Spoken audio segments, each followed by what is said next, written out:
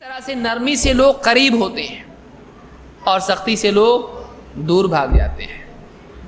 اللہ کے نبی صلی اللہ علیہ وسلم کے بارے میں اللہ نے فرمایا فَبِمَا رَحْمَةٍ مِّنَ اللَّهِ لِنْتَ لَهُمْ، اے نبی یہ آپ کے رب کی رحمت کا اثر ہے کہ آپ لوگوں کے لیے نرم بنا دیے گئے ہو۔ وَلَوْ كُنْتَ فَظًّا غَلِيظَ الْقَلْبِ لَانفَضُّوا مِنْ حَوْلِكَ، اگر آپ سخت زبان ہوتے، سخت دل ہوتے تو لوگ آپ کے پاس سے بھاگ جاتے، لوگ آپ سے دور ہو جاتے۔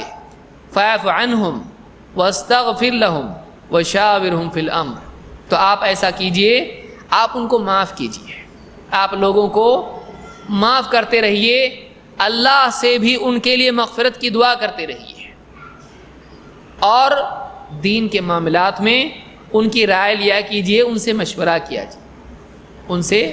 کیا کیجئے۔ یہ سورہ آل عمران کی آیت ہے۔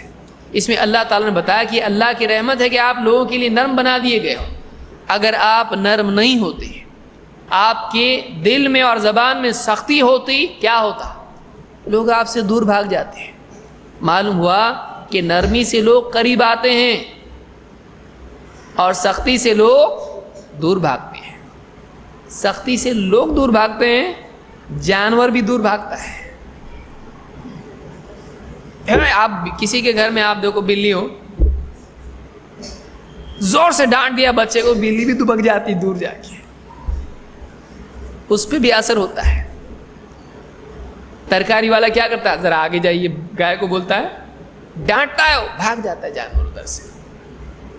تو سختی سے انسان تو کیا، جانور بھی دور بھاگتا ہے،